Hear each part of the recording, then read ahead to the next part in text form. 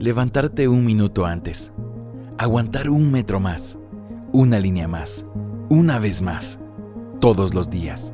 Hay personas que no se conforman con los límites, y es que saben que ese adicional que siempre le ponen a las cosas puede generar algo bueno, algo más grande. Pues no se equivocan. Quien da algo más continuamente, por mínimo que sea, está haciendo mucho más que cualquier otra persona que solo imaginaría cambiar. Está haciendo de a poco algo inmenso por sí mismo y por cada uno de sus sueños. A ellos los estamos buscando, y no solo nosotros, también ella.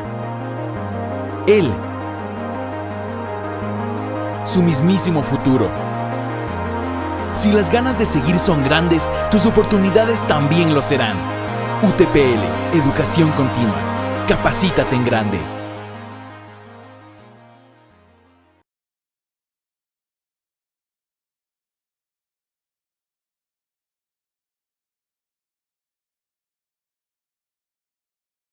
Buenas noches a todos. A nombre de la Unidad de Educación Continua de la UTPL, quiero darles una cordial bienvenida esta noche a todos quienes se han dado cita a nuestro webinar Aplicarte, del arte a la escuela. En la noche de hoy nos acompaña el licenciado en teatro Bolívar Bautista, diplomado en dirección teatral, actualmente cursa un diplomado en lectura y territorios. En los últimos años se ha dedicado a la docencia artística, con énfasis en el acercamiento y fomento a la lectura, el uso de herramientas artísticas como medio de comprensión y expresión lectora, lo que le ha permitido intervenir en varias escuelas de la ciudad de Quito, de manera efectiva y con resultados prometedores. Trabaja con jóvenes en procesos de desintoxicación de diversas sustancias, usando diversas herramientas artísticas, en especial la narración oral, el teatro, el radioteatro, como un medio para el uso del tiempo y la expresión de sus vivencias. También nos acompaña el licenciado en Educación Musical Samuel Cartaya, máster en musicoterapia, especializado en manejo de trastornos por déficit de atención e hiperactividad. Actualmente en Aristeca, es un semillero del cambio, atiende a personas en gestación y hasta de 80 años de edad, llevando procesos artísticos diseñados para cada necesidad específica. Es parte de Edupación, un grupo de docentes apasionados y comprometidos con el cambio en los paradigmas del sistema educativo, bajo el auspicio de UNICEF, Diners Club y el área de docencia de la UDLA. La noche de hoy, nuestro webinar va a tener una duración de 1 hora 15 minutos, en la que 30 minutos tendrá cada uno de los docentes para darnos su exposición. Los últimos 15 minutos, los participantes van a poder realizar sus preguntas en la herramienta de chat que van a encontrar en la parte derecha e inferior de su entorno. Damos inicio la noche de hoy con la intervención del licenciado Samuel Cartaya. Bueno, primero que todo, buenas noches con todas y todos los que se han dado cita a este espacio virtual, a esta hora en la que vamos a estar conversando de educación, del arte a la escuela, ¿ya? Bueno, en mi caso, les voy a hablar un poquito de algo que para mí es súper importante y súper vital a la hora de trabajar en la escuela, es entender el papel de las emociones y cómo eso me va a llevar a la creatividad, que para mí es el nivel superior de toda inteligencia, la creatividad. Entonces, ¿cómo van a trabajar las emociones en mi aula? ¿Qué tengo que hacer yo para emocionar? ¿Por qué es tan importante emocionar? ¿Qué puede hacer el arte para emocionar a mis chicos y hasta emocionarme a mí, ¿no?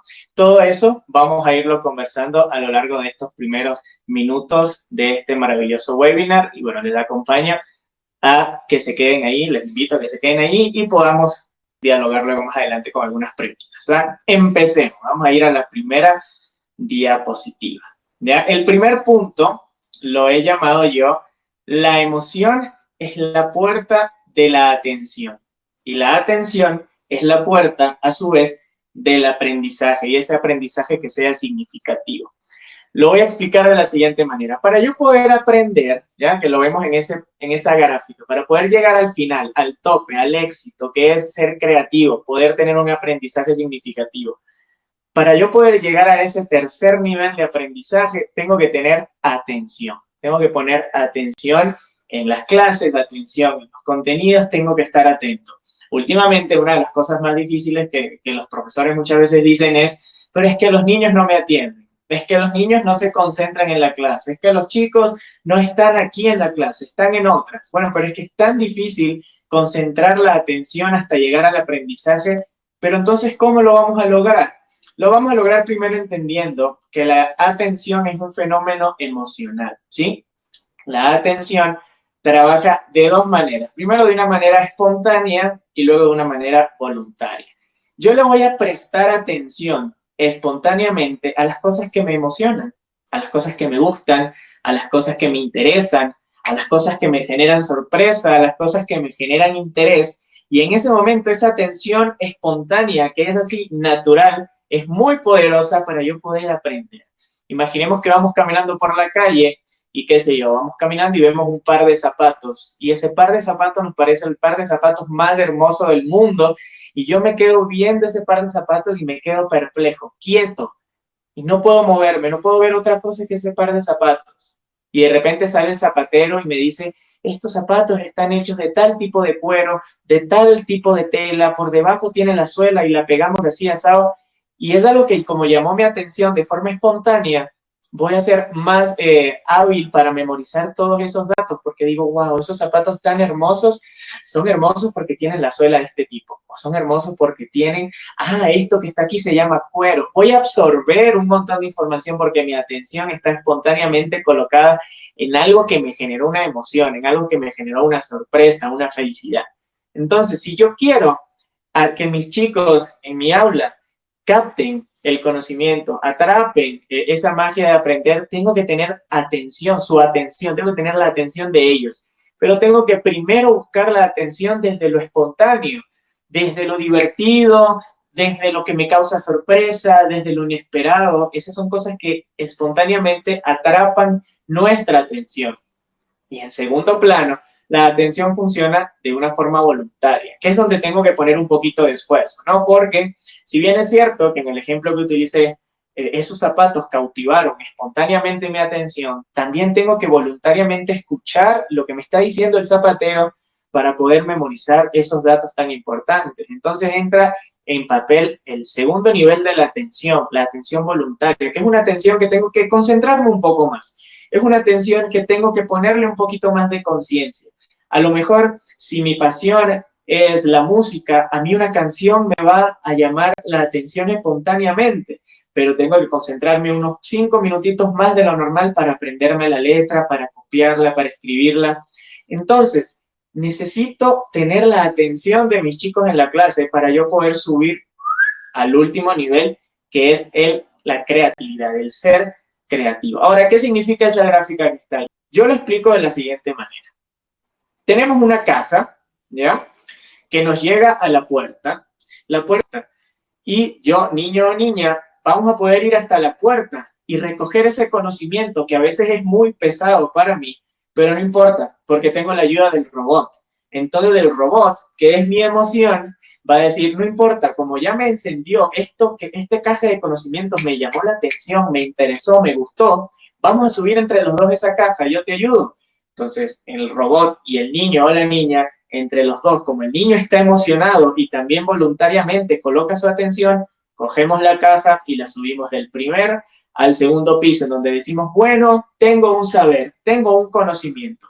Después subimos al siguiente piso y decimos, ok, con este conocimiento puedo construir algo, bacán, puedo hacer algo, puedo, no solamente conozco los números, puedo jugar con ellos, puedo hacer esto, lo otro. Y al llegar al último nivel, ya yo voy a crear algo propio con ese conocimiento que llegó hasta ahí, con ese conocimiento que aprendí y que aprendí. Entonces, cojo ese conocimiento y construyo algo. Sí, para mí, por eso la creatividad es el nivel superior de la inteligencia, porque no es igual que tú sepas sumar y que sepas cómo es una suma, a que cuando estás en la bodega, en donde la señora, en donde la Bessie te empieza a dictar, a ver, esto es $1 de tomate, esto es $1 de cebolla, y tú, 1, 2, ok, Bessie, tenga, le debo 7. Eso es creatividad. Coger el conocimiento que alguna vez entró a mi puerta y llevarlo a la acción, manejarlo fácilmente, ¿no? Entonces, así explico yo esta primera como analogía de cómo funciona la atención. Tenemos que llamar o despertar la atención espontánea de nuestros alumnos con cosas emocionantes. Y una vez que ellos estén emocionados, van a tener la fuerza necesaria para aprender todo el conocimiento que yo les quiera dar, las tablas de multiplicar, palabras graves agudas, todo lo que a mí se me ocurra. Si primero hago que se emocionen, voy a abrir la puerta, voy a despertar esa atención espontánea y voy a hacer un poco más ligera la carga de memorizar, de aprender, de recordar los conocimientos. Entonces, tratemos siempre de encender ese pequeño robot, tratemos de encender siempre la emoción de los niños, porque si no, si ese robot no se enciende, si esa emoción no se enciende, va a ser muy pesado para el niño coger esa caja y llevarla a un primer, segundo, tercer piso, porque el conocimiento a veces es muy pesado, pero si es emocionante, va mucho mejor, ¿no? Tengo que despertar la emoción de mis chicos, tengo que despertar la emoción, porque la emoción va a despertar la atención, y la atención va a hacer que todos los conocimientos que yo quiero sembrar en los niños lleguen hasta su último nivel, lleguen al nivel en que ellos puedan crear con eso, puedan jugar, puedan actuar en base a esos conocimientos. Tengo que despertar la atención espontánea de los niños, tengo que despertar en cosas que a ellos les interese, cosas que a ellos les guste, cosas que a ellos les genere motivación. Un ejemplo, si yo tengo un chico que no le gusta la matemática, pero él quiere ser youtuber, entonces yo le digo, a ver, tú quieres ser youtuber, pero ¿cómo vas a sumar los seguidores que te van siguiendo, perdón la redundancia, o los seguidores que van suscribiéndote a tu canal? Vamos a sumar los seguidores para ver cuántos tienes, para ver qué día se suscribieron más personas a tu canal. Ahí estoy despertando la emoción en él, porque estoy haciendo que algo que a él le importa, algo que a él le interesa, estoy utilizando eso para el contenido que yo quiero. Hay que emocionar a los niños para que se encienda la emoción, a su vez, en segundo lugar, se enciende la atención, y con la atención encendida podemos llegar hasta el último nivel del conocimiento, ¿ya? Ahora sí, vamos a la segunda. Ok, entonces, si estamos claros en que lo más importante a veces es el emocionar a mis chicos, el hacer actividades emocionantes, divertidas, vaciar el contenido de forma divertida, de forma emocionante, entonces, bueno, qué mejor que el arte para despertar emociones. El arte tiene una capacidad, yo creo que sin igual, de despertar emociones, ¿no? En mi caso voy a utilizar un ejemplo con música, pero no es necesario que sea música solamente, porque yo puedo actuar, puedo pintar, puedo danzar, pero bueno, voy a utilizar, denme un segundo, cojo mi guitarra, y a ver, ¿qué sería mucho más fácil? Pensemos un ratito, acá está. ¿Qué sería mucho más fácil? Si yo llego a la clase y les digo, ok, chicos, las palabras agudas son aquellas que tienen el acento en la última sílaba, y algunas palabras agudas son avión, canción, corazón. Anoten en su cuaderno. Avión, canción, corazón. O no es mejor que yo llegue con una guitarra y diga avión, canción y corazón, palabras agudas son. Es mucho más emocionante que tú veas a tu profe y digas, ¿qué está haciendo el profesor? Está tocando una guitarra que dice amor, canción y corazón, palabras agudas son. Eso es mucho más emocionante porque además lo puedo bailar. A ver, pónganse de pie y vamos a bailar canción, canción y corazón. Y se vuelve mucho más emocionante la forma de aprender cuáles son las palabras agudas. Entonces, después de que cantamos, jugamos un rato, nos sentamos y decimos, a ver, chicos, saben que las palabras agudas tienen estas y estas características. Es mucho más viable cuando las cosas son emocionantes. Antes de concentrarnos en tú tienes que saber esto, tenemos que concentrarnos en tú tienes que jugar con esto. Tú tienes que emocionarte con esto, tienes que emocionarte con las palabras agudas. Qué chévere que fue cantar la canción de las palabras agudas, entonces vamos a aprender qué son, ¿no? El arte tiene una capacidad inigualable de emocionar, y como tiene una capacidad inigualable de emocionar, tiene una capacidad extrema de despertar la atención. Y la atención es la puerta al conocimiento, al aprendizaje. Entonces, enciendo la luz de la atención, primero encendiendo la luz de la emoción, ¿ya? Otra cosa que el arte nos puede ayudar con la de emociones, del control emocional. Esta situación de, pero Tenemos a veces dos chicos que se pelean en el patio, se pelean en el recreo, uno le dijo al otro unas cosas y el otro le dijo al otro otras cosas, y en vez de sentarnos a tener el típico diálogo, a ver, Juanito, no tienes que hacer esto, tienes que hacer lo otro, podemos coger un huevito o un instrumento y decir, a ver, Juanito, ¿cómo crees que sonaste tú cuando te peleaste con Matías? Bueno, profe, yo estaba tan estresado que yo sentía que sonaba así, estresadísimo como ese sonido.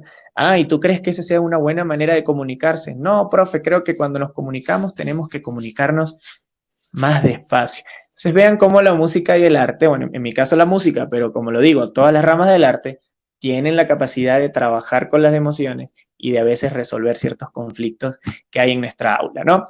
Pero, a ver, y voy a hacer otro ejercicio súper práctico porque este segundo paso es súper práctico. El arte tiene la capacidad de emocionar, pero también el arte tiene la capacidad de despertar tu memoria. Obviamente no los estoy viendo ni les estoy escuchando, pero vamos a hacer, piensa y pregúntate un poco a ti mismo.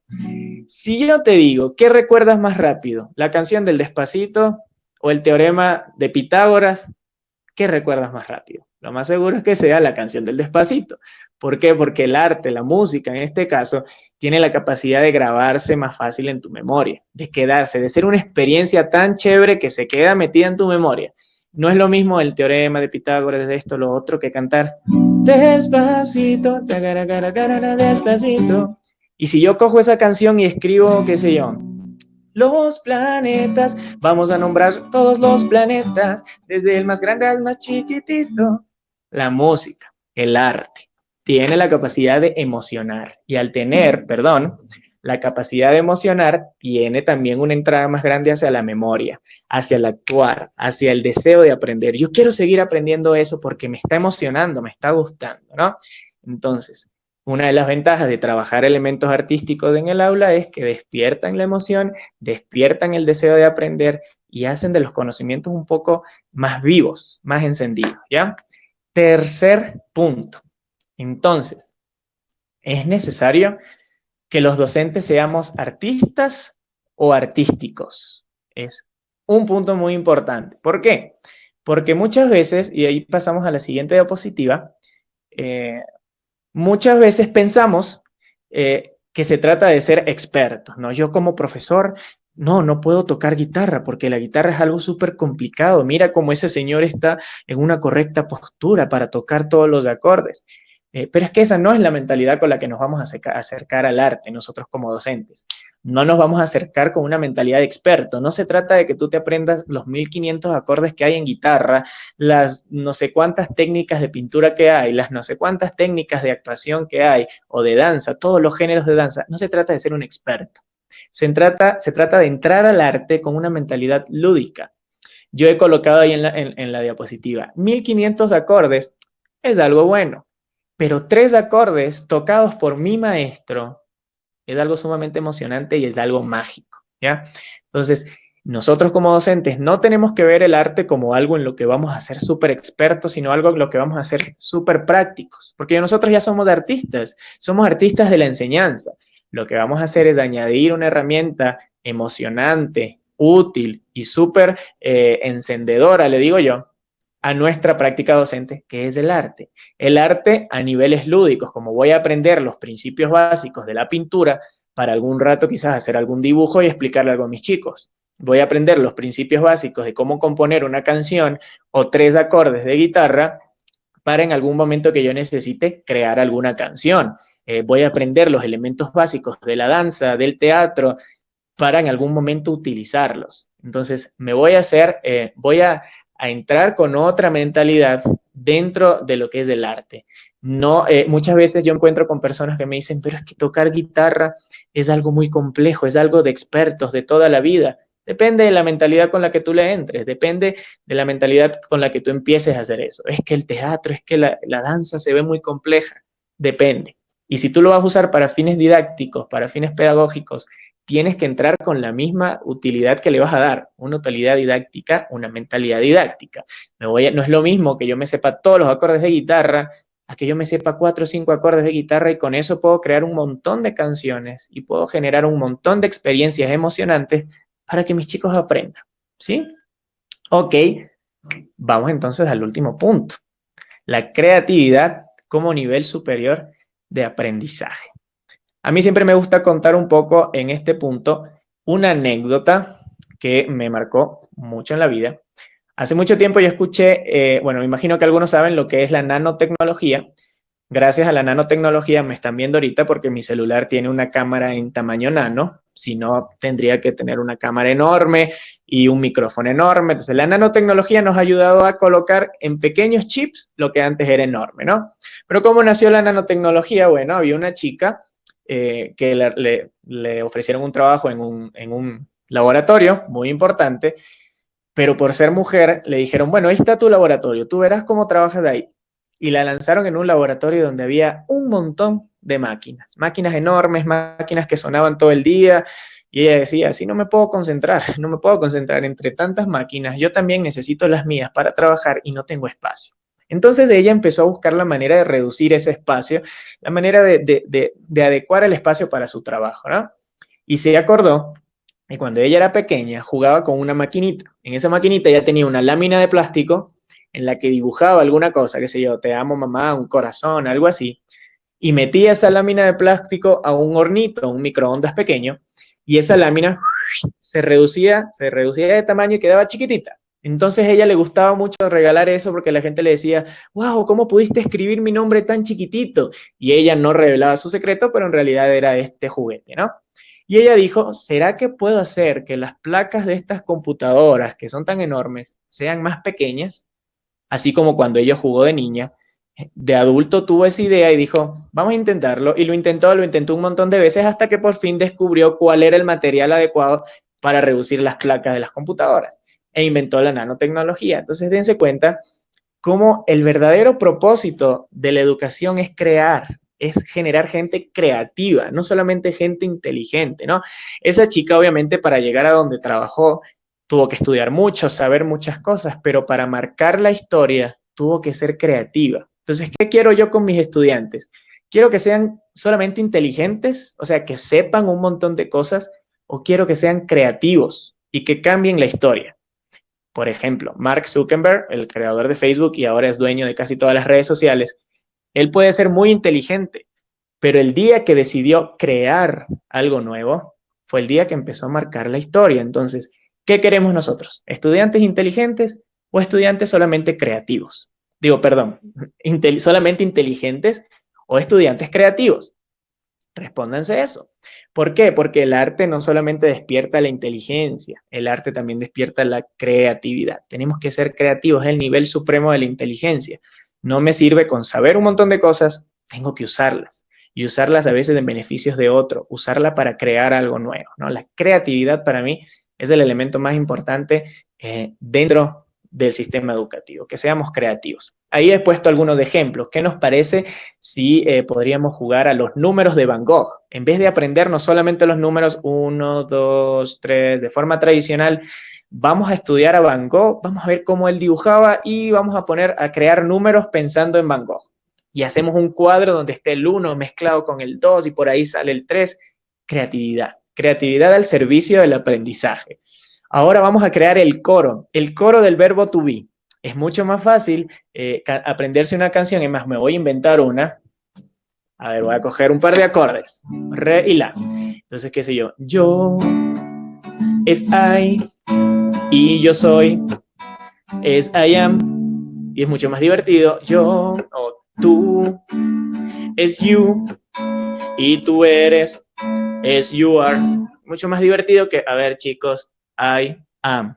Yo soy. You are. Tú eres.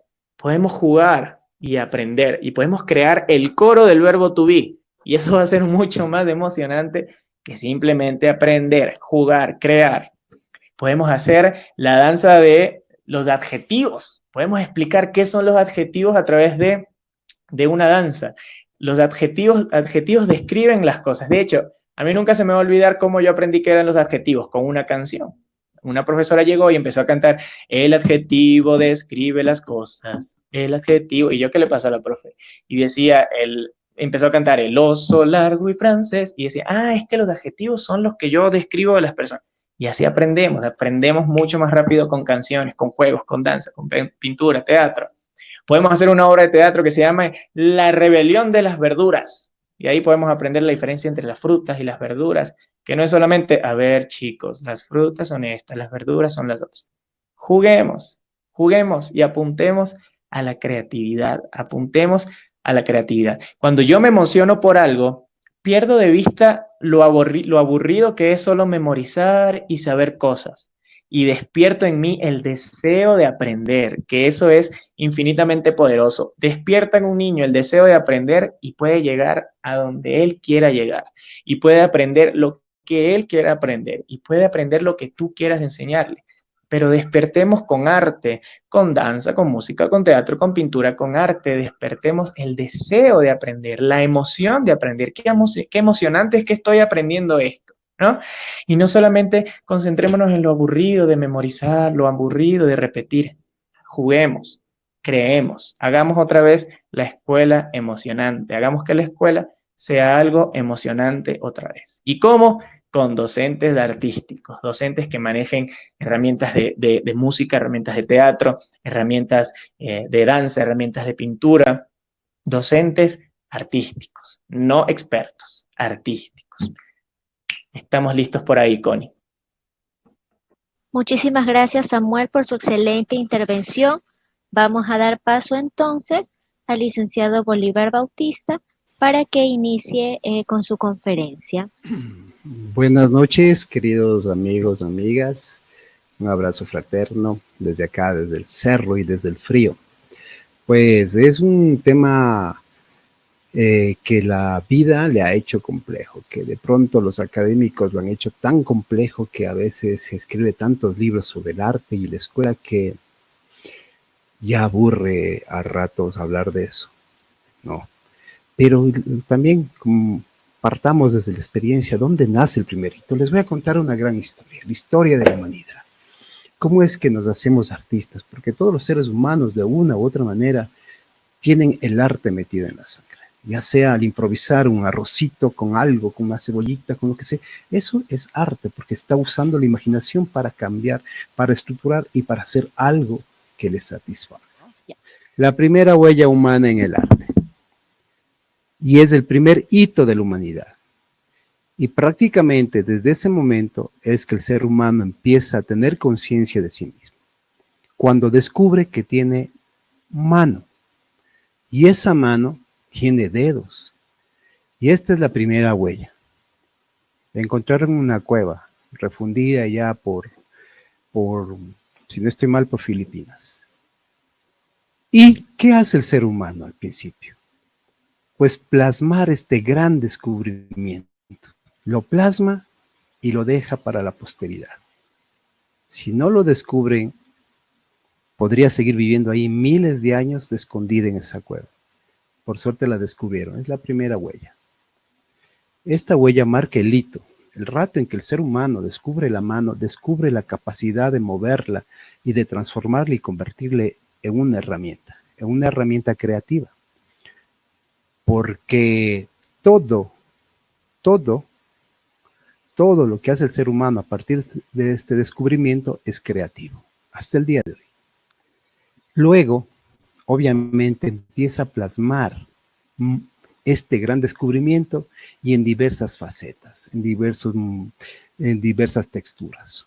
Las huellas de manos a lo largo de la prehistoria se encuentran en muchas cuevas. Una de las más famosas es la que está en Argentina.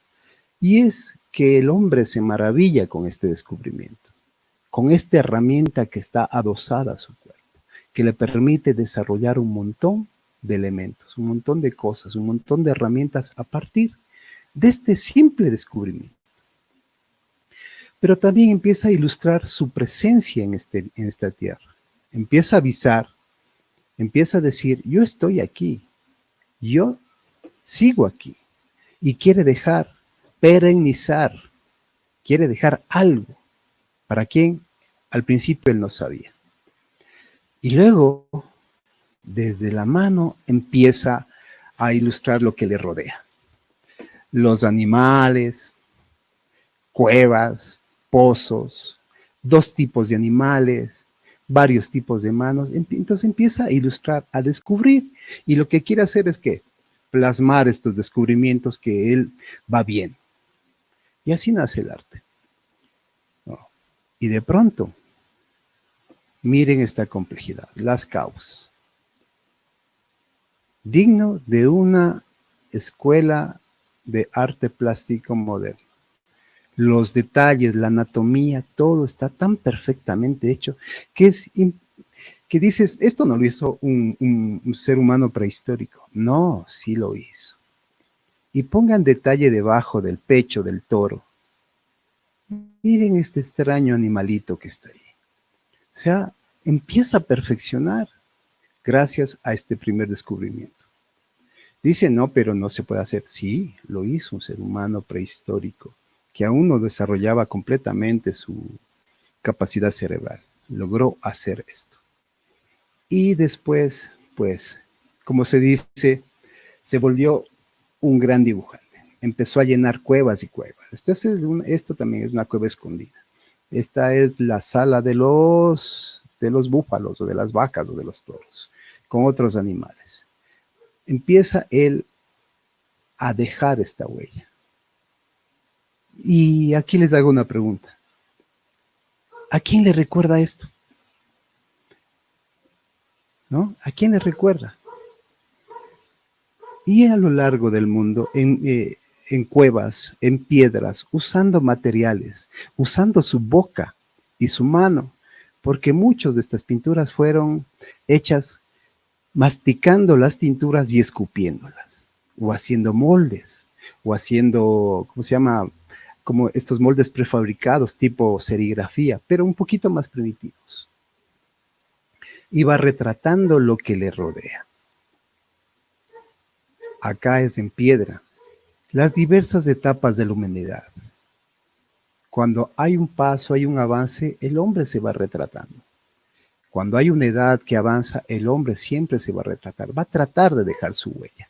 ¿Quién no ha borroneado su cuaderno, la última hoja o su cuaderno? Y empieza a tener conciencia de la familia. Y aquí hay otro cambio, otro hito. Padre, madre, hijo. Alguno aquí, mire, el que está al costado ahí, es otro personaje en otro tipo de relieve.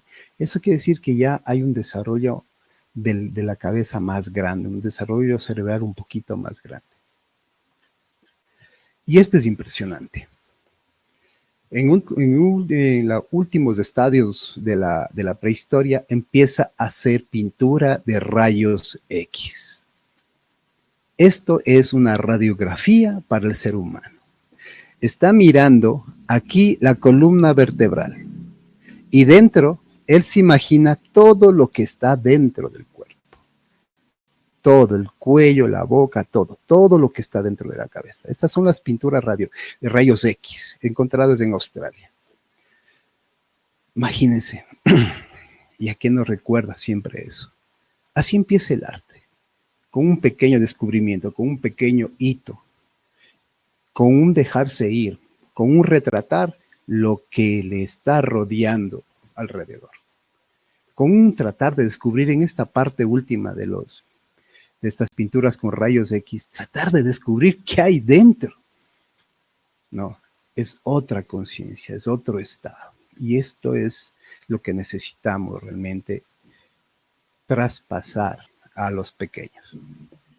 Artes plásticas y motricidad. Les hice esta pequeña historia porque todo esto se puede repetir con los niños. Y les voy a pasar unas diapositivas bien interesantes. Miren aquí. Círculos, una especie de animal, una especie de hombre, un ojo por ahí, patas, unas manchas. ¿Qué les recuerda? Esta fotografía no tiene más de 20 años. Miren, acá en el fondo, no sé, más o menos del centro para arriba, hay una especie de rostro, algo, una especie de monstruo. Hay líneas, hay curvas, hay vueltas. Y luego empiezan a vislumbrarse la primera apropiación del ser. el descubrirse, el verse. Bueno, a mi izquierda sería, no sé cómo sería para ustedes, este sin manos. Y al otro lado, el más alto, una cabeza con ojos en la boca y unos brazos y unas piernas totalmente idos de su espacio. Y acá está ya un retrato más grande, un descubrimiento, algo, una mirada. Esto lo hizo una niña de 3, 4 años en las paredes de una casa. Hace unos 17 años, 18 años. Y si ustedes comparan la primera presentación de las cuevas del Scouts, todos los primeros dibujos, con estos dibujos de las paredes, que es de mi hija, yo me permití, le dejé dibujar a ella en la pared. Me costó luego la pintada, por supuesto. Volver a pintar la casa me costó trabajo y mucho dinero, pero le dejé. Y de pronto, cuando empiezo a trabajar y a enseñar en las escuelas, descubro que los niños empiezan a desarrollar su motricidad a partir como lo hizo el hombre primitivo. Descubre primero la mano, luego va descubriendo el entorno.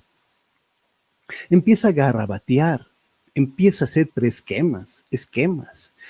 Trata de fijarse en lo realista, trata de hacer reproducciones fieles de lo que le rodea, tal cual el hombre primitivo hace 50.000, 30.000, 20.000 años. Está repitiendo esta estructura de apropiación de la motricidad, ¿no? El descubrimiento de la mano, que es este movimiento de rotatorio, la motricidad gruesa, y luego la fina. Y vemos en los dibujos de la niña cómo va desarrollando su motricidad. Primero así, torpe, gruesos, rayones sin sentido, y poco a poco lo va acentuando. Y este mismo proceso yo lo he aplicado en los niños de las escuelas, hasta en los más grandes. No soy artista plástico en realidad, pero uso esta herramienta un poco para dejar que el niño suelte su mano, se exprese y deje salir lo que le contiene. Como decía Samuel, debes dejar salir la emoción, la emotividad que tiene adentro. A veces se contriñe, ya sea en casa, ya sea en la escuela, ya no sabemos del entorno social. Pero el arte sirve para sacar esa emoción, esa expresión, y se convierte en dibujos, en esquemas, en garabatos. Y de esa manera, él empieza a dialogar consigo mismo, tal cual las pinturas rayos X de los indígenas australianos. Y esta es un poquito trabajada en Photoshop, un poco para que vean. Me quedé preguntando porque en el fondo yo vi algo en este dibujo primero de la pared que les indiqué, y le cogí, le aclaré, le acentué los colores, y de pronto descubro un animal ahí dentro. Digo, tal vez ese animal está en mi cabeza. Y no sé si ustedes ven el animal, pero yo veo un animal ahí, veo 2 ojos, veo una boca, veo una nariz, veo una panza, veo una pintura de rayos X, veo una sombra, veo un montón de cosas. Si ven debajo del animal en el filo, ven ahí un ser humano, parece una escena de casa, parece algo hecho por un prehistórico.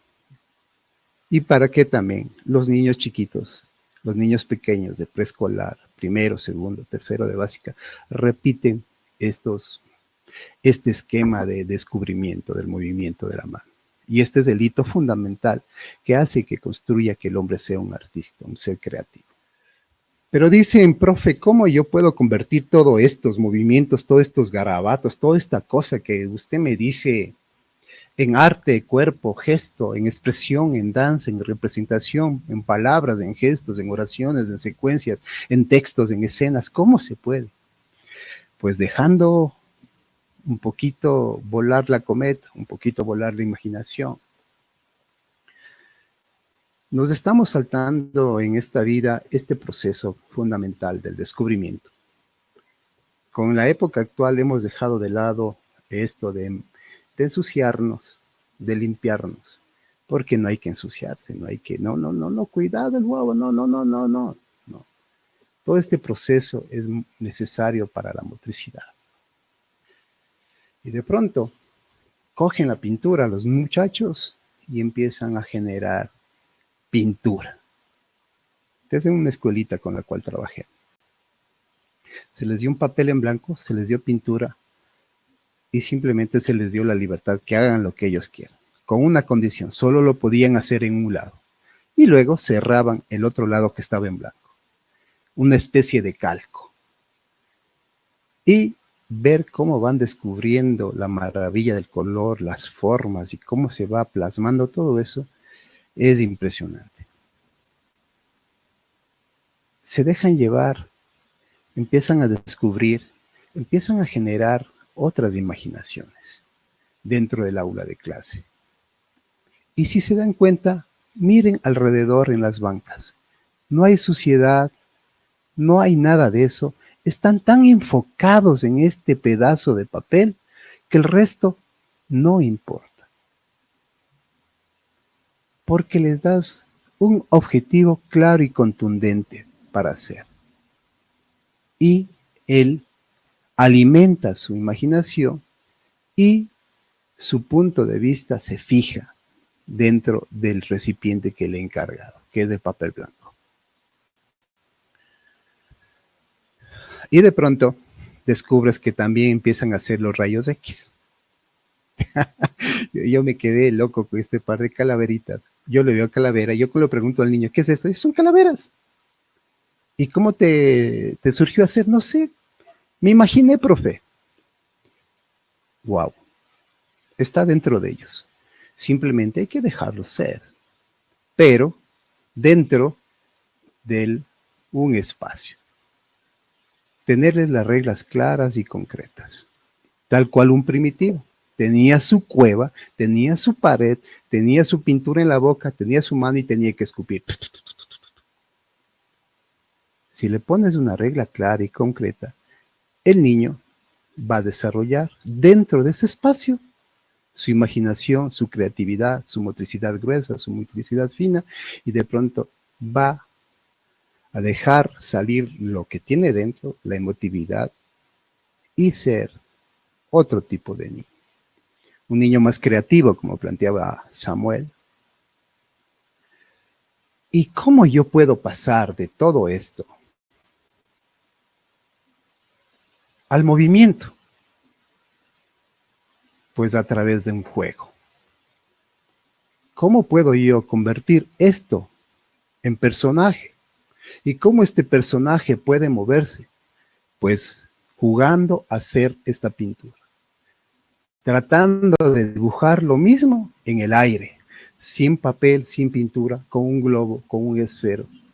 Y de pronto empiezan a usar su cuerpo de otra manera. Empiezan a usar sus propios dibujos como máscaras. Empiezan a mover su cuerpo de distintas maneras y a descubrir la posibilidad personal y en el otro y en el espacio. Todo a partir del descubrimiento de la mano y la capacidad de hacer. Estos son niños de tercero de básica. Y de pronto todo ese movimiento se va conjugando, se va haciendo espacial, se va haciendo grupal y van haciendo la expresión corporal, la danza, el teatro. Suave, tranquilos, sin necesidad de usted ponerle esta cuestión fija. Esto es teatro, No, no. Son pequeñas herramientas, pequeños motorcitos, pequeños disparadores que se les va dando poco a poco. Y sirve para todas las edades. Si bien puede servir en la primera infancia, el mismo proceso puede servir en las otras, en la adolescencia inclusive. Estos son niños de 11, 12 años. Acá volvemos con mis niños de tercero de básica que empiezan a representar sus pinturas, a hacer estatuas, a jugar a las estatuas y representar lo que estaba en sus pinturas, lo que dibujaron. Esos colores que tontos se quedaron, tienen ese movimiento integral, que simplemente hay que irles soltando, con sencillas herramientas. Vean que no estoy hablando de arte ni de artistas, simplemente de pequeñas herramientas, pequeños disparadores, que los niños se atrapan. Como dijo Samuel en el caso de la música, coge una canción, 2 notas musicales, la suelta y de pronto empiezan a moverse, empiezan a bailar. De la pintura a la expresión, a la expresión. Como les decía, funciona con los jóvenes, con los grandes. Empiezan a representar. Empiezan a romper también esto, cuando están jóvenes, no quieren moverse, y de pronto ahí empiezan a salir, a romper y a descubrir en la expresión otra forma de relacionarse con el espacio, con el mundo, con su yo personal, con su yo comunitario. Estos son otros muchachos también. Están haciendo fotografías de pinturas, de sus pinturas, de sus dibujos, ¿no? Y encuentran no sé qué, una forma de decir, así es, profe, así creo yo, no es así. Y de pronto todos se van conjugando en un gran dibujo general, en un gran libro gestual, en una gran pintura. Y luego, el evento final, la muestra, que si bien puede tener sus grandes equivocaciones, este momento es muy importante para ellos, porque ya hay otro espacio, hay otro momento, y ese momento les va a llenar de mucho descubrimiento, de mucha alegría, y va a ser como un punto de partida para nuevos descubrimientos a futuro. Aquí terminamos haciendo una especie de ronda de los animales. Después de, son los mismos niños de tercero de básica que estaban así moviéndose, son ellos. Ahora moviéndose en el escenario, un escenario grande, con luces, con colores, con música. Haciendo solo movimientos sencillos, nada complejo. A pesar, no sé, Samuel se acuerda de la directora esa que era bien, pero ¡guau! No, que era una directora de miedo.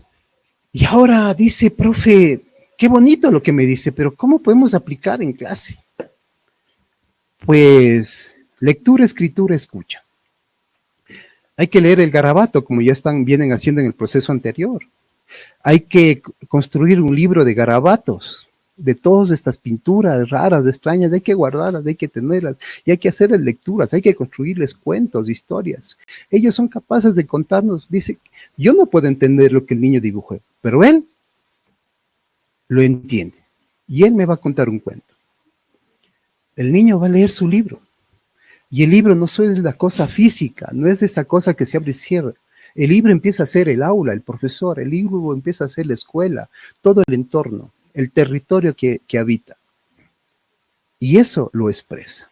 Las expresiones pueden ser cualquier elemento artístico, cualquier herramienta artística que ustedes elijan, que ustedes quieran, con lo que ustedes se identifiquen. Y aquí están los guambras, los muchachos, creando sus garabatos, creando sus libros.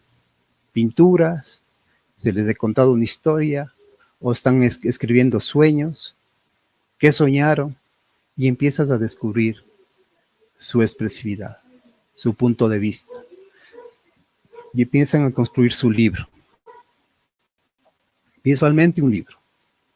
Pero dejen de pensar el libro como la cosa esa que se abre y se cierra. El libro puede ser una gran pintura, llena de historias, llena de personajes, llena de cuentos, llena de geografía, de historia, ¿no? Tal vez matemáticas también, porque pueden decir, ¿cuántos gatos hay? ¿Cuántos hay? No sé. Todo depende de su creatividad como maestros. Y de pronto también pueden expresar a través del movimiento, como lo están haciendo aquí. Estos son niños del mercado San Roque, que están expresando una historia, la historia de su vida en el mercado, a través de unos muñequitos que ellos mismos construyeron.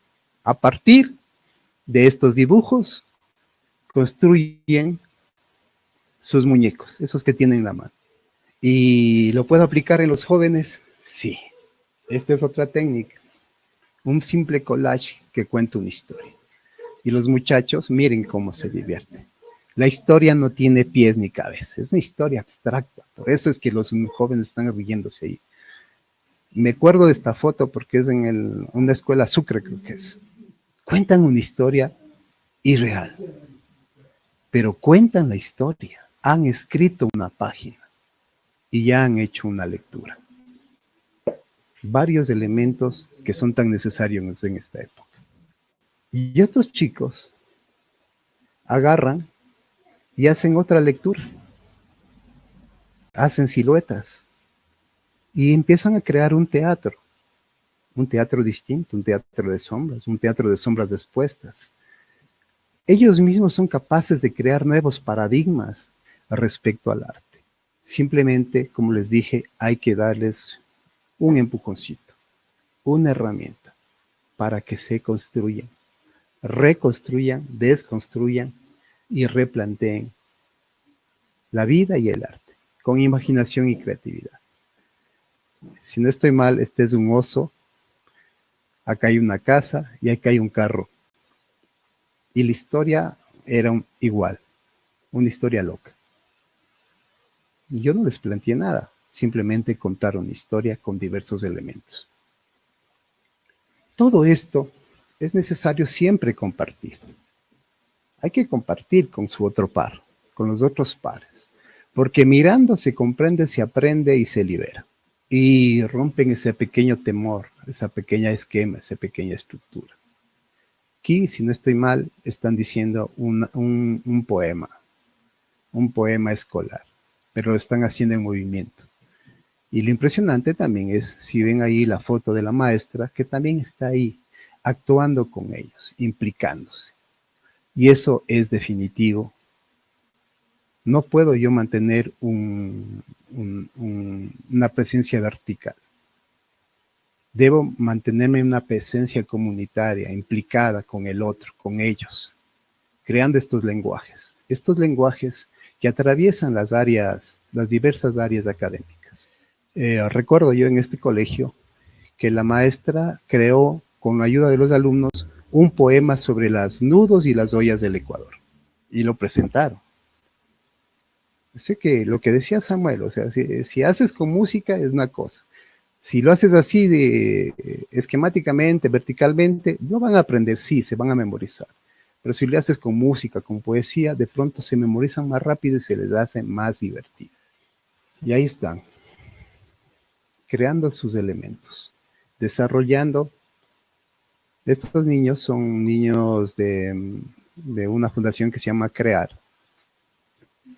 Niños problema, pero que encontraron en el arte la capacidad de comunicarse entre ellos, bajar los ritmos de violencia y contar las historias más terribles que ustedes se puedan imaginar, a través de unos simples muñequitos. Este es un muñeco asesino, este es un payaso asesino, bien complejo. Tendrían que hablar con la psicóloga del centro para que vean lo que encontraron allí en clase. Uno empieza a descubrir sus problemas, sus vivencias, y al compartirla, empiezan a descubrir posibles caminos de salida. El arte atraviesa la vida, pero el arte como una herramienta de creatividad, de imaginación, de improvisación y de sanación. Y así yo considero personalmente, como Bolo Bautista, que debería ser, ¿no? Esta es una forma de hacerlo. Cada uno de ustedes, los que están en este webinar, pueden descubrir su manera, su forma. Ya Samuel ha planteado una, yo les planteo otra. Hay muchas más. Y ustedes están en capacidad de ser tan creativos, tan imaginativos, para transformar y hacer del arte una herramienta de apoyo en sus clases. Muchas gracias. Muchas gracias, Bolívar como Samuel. Excelentes sus intervenciones. Este es el momento para que nuestros asistentes puedan realizar sus preguntas a través de nuestra herramienta de chat y de esta manera irles dando respuesta. Mientras tanto, tenemos unas cuantas preguntas que se han realizado durante el desarrollo de este webinar. Uno de ellos dice: Lisbeth Cecilia Lascano Cedeño pregunta, ¿cuál es la diferencia entre ser artístico y ser artista? La diferencia es que hay gente que estudia cocina y se hace chef, y hay gente a la que a ti te gusta ir a su casa porque cocina delicioso. Exacto. nosotros no estamos llamados a ser expertos en la cocina, pero sí podemos hacer una pasta a la boloñesa, o se me olvidó esta pasta que es con tocineta y crema de leche, deliciosa. Sí, digamos, un artista es alguien que maneja todas las herramientas.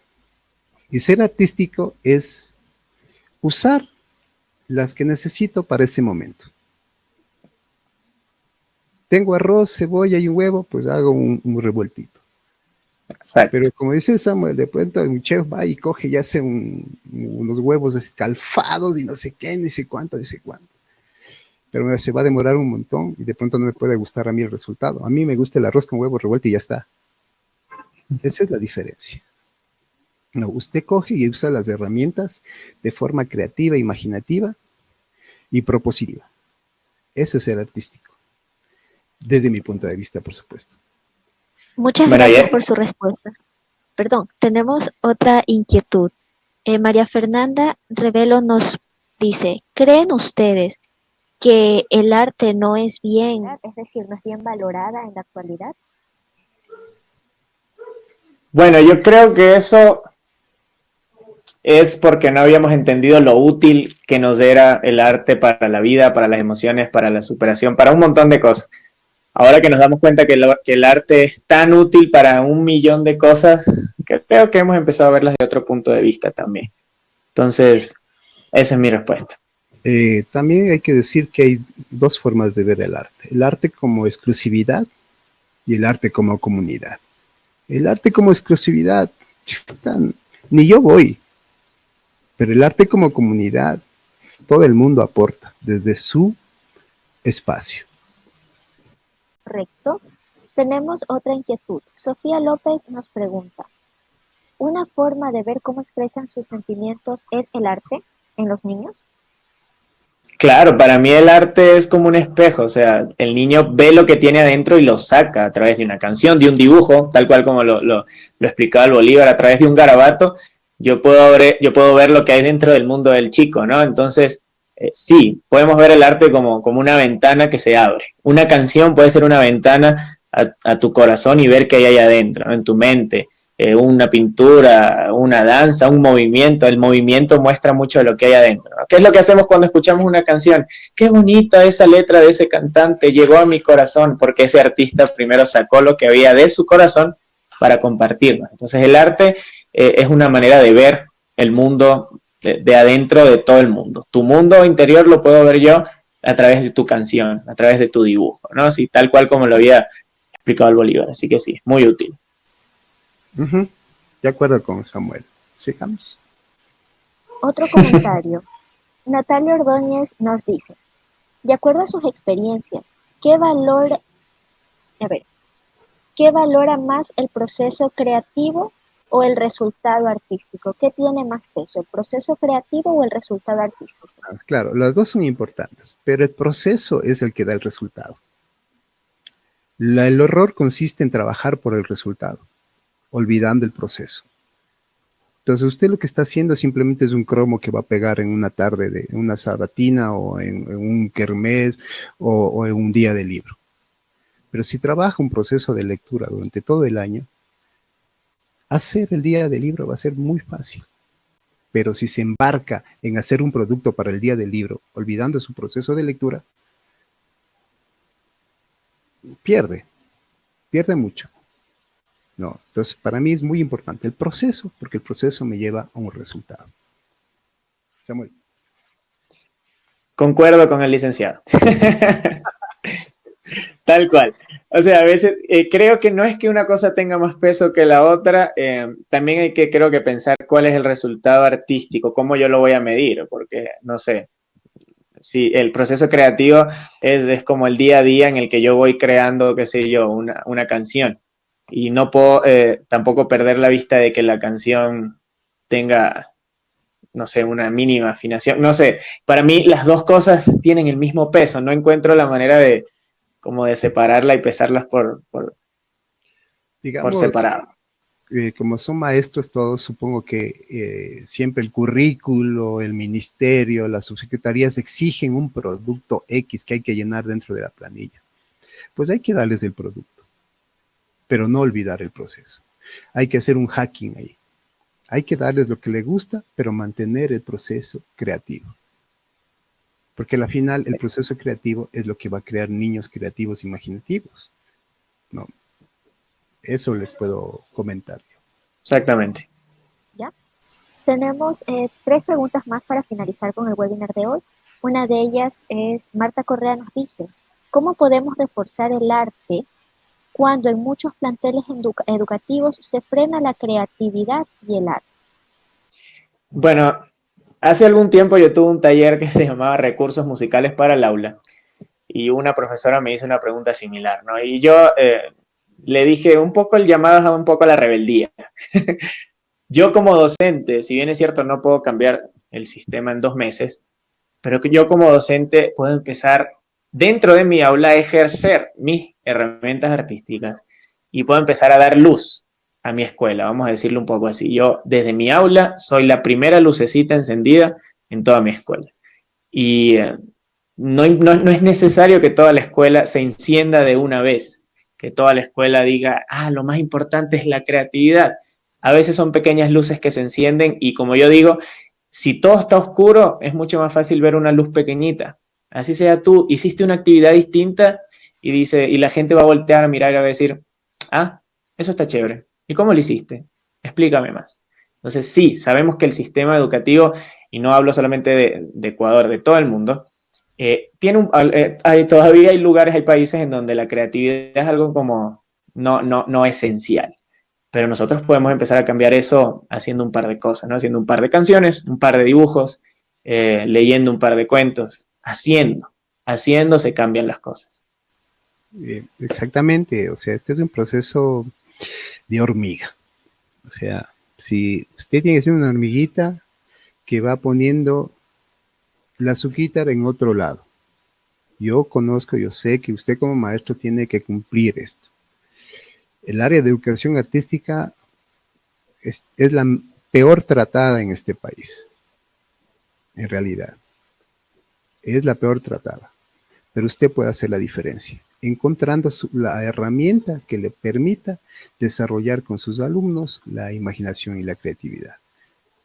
Porque no es necesariamente tiene que manejar todas, pero que maneje una o 2 herramientas que puedan cambiar un poquito la estructura esta pedagógica que vivimos. Eso ya es una luz, como dice Samuel. Ya pasamos con la siguiente pregunta. Lorena Janet nos dice, con la música, ¿el arte en sí podemos motivar también a un niño con necesidades especiales? Por supuesto, por supuesto. Lo he hecho durante mucho tiempo y el arte en los niños con necesidades especiales a veces las emociones son mucho más sensibles y mucho más explosivas. Entonces, si el arte, estamos hablando de que el arte genera emociones y emociona y puedo transmitir un montón de cosas con eso, por supuesto que es mucho más efectivo también para personas con necesidades especiales. Entonces, sí, yo a través de herramientas artísticas, yo he logrado un poco, tengo una chica, una niña con síndrome de Down, y yo no me puedo sentar en el piano y decirle, esto es do, esto es re, esto es mi. ¿Qué hice? Pintamos de colores su piano y dijimos, esto es de amarillo, esto es rojo y esto es de azul. Y yo necesito que tu canción sea amarillo, amarillo, rojo, azul. Entonces ella hace do, re, mi. Entonces el arte es para todos, no hay barreras. Para mí el arte es para todos. Lo diferente es cómo tú la vas a aplicar, ¿no? A ver, concluimos con esta pregunta. Mónica Guayasamín nos dice, ¿nos pueden dar su opinión de la materia de educación cultural y artística en las escuelas con respecto a cuál creen que fue el objetivo para el que fue creado? Lastimosamente se ha malinterpretado esto. No, debería ser una materia de imaginación y creatividad. De lo que conozco yo, el maestro de artística tiene que dar fotografía, serigrafía, coro, debe hacer música, debe hacer esto, debe hacer el otro. Esa diversificación rompe la imaginación. Hay que enfocarse en la imaginación, en la creatividad. Entonces, con estas celditas que tienen que cumplir según el currículo, es, desde mi punto de vista, es un limitante para el maestro de artística hacer eso. Habría que cambiar, habría que virarle un poquito, enfocarle más. No sé si se lo logre con este gobierno u otro que venga, porque se está viendo desde el arte, como le dije, como cosa exclusiva y no el arte como cosa comunitaria, constructor de una sociedad, sino como una cosa de exposición, de poner ahí y ya, una cosa de productos. Usted me cumple, me da, me tiene que hacer unas 5 fotografías con los alumnos en tal fecha y ya está. Entonces, ¿qué hace el maestro? Pues cumplir. Entonces, exacto, yo creo que está mal, está un poco mal, está un poquito erróneo y mal encaminado el objetivo de la educación artística en la educación del país. Yo creo que hemos tratado el arte con un propósito de conocimiento. Tienes que conocer del arte. Y voy a ilustrar mi respuesta con una anécdota, ¿no? Conocer la última cena de Da Vinci, eso es conocimiento. Oh, sí, Da Vinci hizo la última cena, ya lo conozco. Eso es tratar el arte como conocimiento, pero es que el arte es vivencia, ¿no?